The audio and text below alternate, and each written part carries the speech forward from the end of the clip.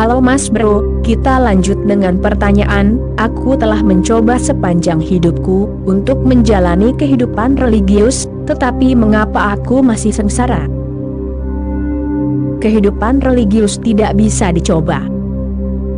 Apapun yang telah dirimu lakukan atas nama agama, pastilah sesuatu yang lain. Agama bukanlah sebuah usaha, melainkan adalah kesadaran. Agama bukanlah sebuah praktik, melainkan adalah kesadaran. Agama bukanlah sebuah pengembangan. Dirimu tidak bisa mengembangkannya. Kehidupan religius tidak ada hubungannya dengan karakter. Karakter bisa dikembangkan. Karakter adalah moral, bahkan orang yang tidak religius bisa mengembangkannya. Faktanya, orang yang tidak religius memiliki lebih banyak karakter daripada yang disebut religius, karena orang yang religius terus percaya bahwa ia bisa menyuap Tuhan. Atau setidaknya ia bisa menyuap pendeta Tuhan, dan ia akan menemukan cara untuk masuk surga. Tetapi orang yang tidak religius harus bertanggung jawab atas hidupnya sendiri, terhadap dirinya sendiri.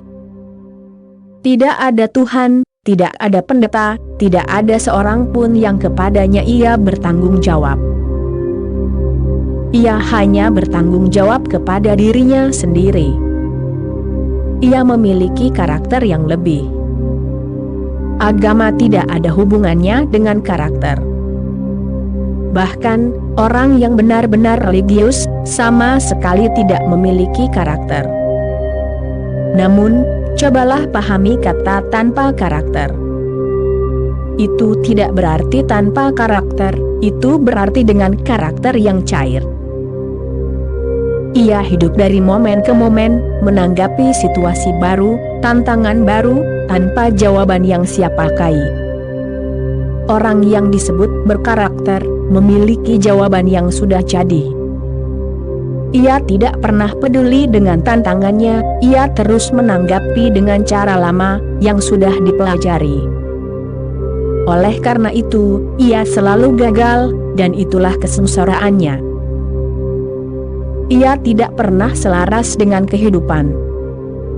Ia tidak bisa, karena ia lebih tertarik untuk menjaga karakternya, daripada menjadi selaras dengan kehidupan. Apa yang benar kemarin, mungkin tidak benar hari ini, dan apa yang benar saat ini, mungkin tidak benar saat berikutnya. Orang yang berkarakter memiliki gagasan yang tetap, tentang apa yang benar dan apa yang salah. Keteguhannya itulah masalahnya. Itulah yang pasti membuat dirimu sengsara. Dirimu tidak fleksibel, dirimu tidak bisa. Orang yang disebut berkarakter, sama sekali tidak fleksibel. Ia seperti kayu kering. Ia tidak seperti pohon hijau, yang bergerak mengikuti angin, menari mengikuti angin, membungkuk untuk membiarkan angin berlalu, lalu berdiri kembali. Orang yang benar-benar religius itu seperti pohon hijau, bahkan lebih seperti rumput hijau. Begitulah Lao Tzu mendefinisikan orang yang religius, ia seperti rumput. Biarkan angin datang, dan rumput pun tunduk, jatuh ke tanah, sama sekali tidak melawan angin. Mengapa harus melawannya? Kita adalah bagian dari satu kesatuan organik, angin bukanlah musuh kita. Rumput tunduk, angin telah pergi dan rumput kembali menari. Angin telah menolong, ia telah menyingkirkan semua debu. Rumput lebih hijau, lebih segar, ia menikmati seluruh permainan dengan angin. Namun pohon besar, egois, kaku, tidak bisa tunduk, akan jatuh dalam angin kencang, dan tidak akan bisa bangkit lagi, ia pasti akan sengsara. Seorang yang berkarakter selalu sengsara. Satu-satunya kebahagiaannya adalah bahwa ia adalah seorang yang berkarakter, itu saja. Dan apa hubungan karakter dengan agama? Dirimu mungkin makan sesuatu, dirimu mungkin tidak makan sesuatu. Dirimu mungkin minum sesuatu, dirimu mungkin tidak minum sesuatu yang lain. Dirimu mungkin merokok, dirimu mungkin tidak merokok. Hal-hal sepele seperti itu dianggap sangat berharga.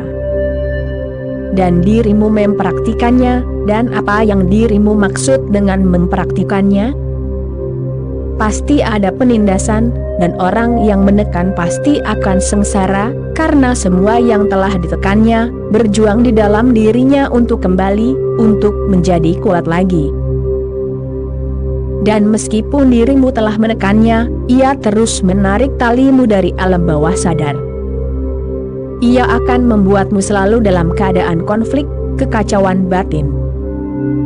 Perang saudara terus berlanjut di dalam dirimu. Dirimu akan tetap tegang, cemas, khawatir, dan selalu takut, karena dirimu tahu musuh ada di sana, yang telah dirimu tekan, dan musuh berusaha setiap saat untuk membalas dendam.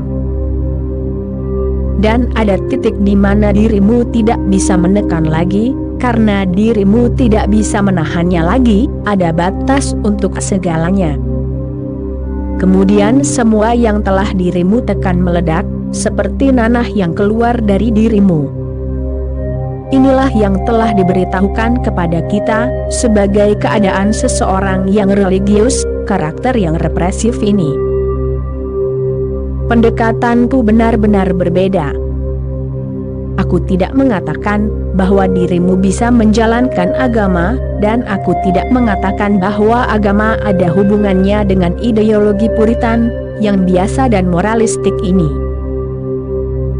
Seorang pengemis yang tidak bercukur, lusuh, dengan mata merah dan gigi yang setengah tanggal, meminta uang receh kepada Hogan. "Apakah kamu minum, merokok, atau berjudi?" tanya orang Irlandia itu. "Tuan," kata si gelandangan, "aku tidak menyentuh minuman setetes pun, atau menghisap ganja yang menjijikan, atau berjudi dengan cara yang jahat." "Baiklah," kata Hogan. "Jika kamu mau pulang bersamaku, aku akan memberimu $1. Saat mereka memasuki rumah, Nyonya Hogan menarik suaminya ke samping dan mendesis, "Beraninya kamu membawa orang yang tampak mengerikan itu ke rumah kita?" "Sayang," kata Hogan, "aku hanya ingin kamu melihat seperti apa pria yang tidak minum, merokok, atau berjudi. Orang-orang ini bukanlah orang yang religius. Dirimu telah menyia-nyiakan hidupmu. Jangan sia-siakan lagi. Agama bukanlah sesuatu yang harus dicoba. Apa yang dirimu ketahui tentang agama? Kecuali pada meditasi mendalam, seseorang tidak akan pernah menemukan agama. Agama tidak tertulis dalam kitab suci. Agama tidak tertulis dimanapun, karena agama tidak bisa ditulis. Yang tertulis adalah moralitas. Yang tertulis adalah, kamu harus melakukan ini, kamu tidak boleh melakukan itu, harus dan tidak boleh. Agama tidak ada hubungannya dengan semua itu. Agama pada dasarnya adalah ilmu untuk menciptakan kesadaran dalammu. Jadilah lebih meditatif, jadilah lebih sadar. Dari kesadaran itu lahirlah karakter yang sangat fleksibel dan spontan, yang berubah setiap hari seiring dengan situasi, yang tidak melekat pada masa lalu, yang tidak seperti sesuatu yang sudah jadi. Sebaliknya, agama adalah tanggung jawab, kapasitas dari waktu ke waktu, untuk menanggapi kenyataan. Agama itu seperti cermin, agama mencerminkan apapun yang terjadi, dan dari refleksi itu, lahirlah tindakan. Tindakan itu adalah tindakan keagamaan. Dirimu tidak tahu apapun tentang agama, bagaimana dirimu bisa mempraktikannya? apapun yang telah dirimu praktikan, dirimu pasti telah melakukannya dengan keserakahan untuk mencapai sesuatu. Dirimu pasti sedang menunggu kebahagiaan besar yang akan menghujanimu agar Tuhan menghadiahimu, dan dirimu akan menjadi orang terkaya di dunia, atau presiden suatu negara, atau dirimu akan menjadi sangat terkenal, orang suci yang agung, atau semacamnya. Dirimu tidak mencintai agama. Dirimu telah menggunakan agama sebagai sarana untuk mencapai tujuan lain. Jika tidak, pertanyaan ini tidak akan pernah muncul. Orang yang religius tidak bisa bertanya, "Mengapa aku masih sengsara?" Karena ia tahu, jika aku sengsara, itu berarti aku tidak religius. Penderitaan adalah hasil sampingan dari ketidaksadaran. Jika dirimu sadar, penderitaan akan lenyap. Bukan berarti itu adalah pahala, itu hanya hasil sederhana dari kesadaran. Bawalah cahaya, lampu, ke dalam rumah, dan kegelapan akan lenyap. Itu bukanlah pahala dari Tuhan, bukan karena Ia melihat bahwa dirimu telah membawa cahaya, sekarang dirimu harus diberi pahala, dan kegelapan harus disingkirkan. Tidak. Itu adalah hukum alam, as damo sanantano, ini adalah hukum abadi. Bawalah cahaya, dan kegelapan akan lenyap, karena kegelapan tidak memiliki eksistensinya sendiri, itu hanyalah ketiadaan cahaya.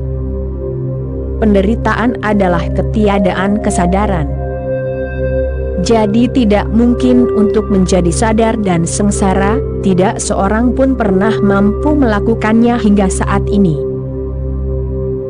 Jika dirimu bisa melakukannya, dirimu akan melakukan sesuatu yang bersejarah, sesuatu yang tidak pernah terdengar, sesuatu yang tidak bisa dipahami. Dirimu akan melakukan keajaiban yang tidak pernah bisa dilakukan oleh seorang Buddha pun. Dirimu juga tidak bisa melakukannya, itu tidak mungkin, itu bukan sifat alamiah. Bagaimana dirimu bisa tetap menjaga kegelapan, sementara lampu menyala di kamarmu?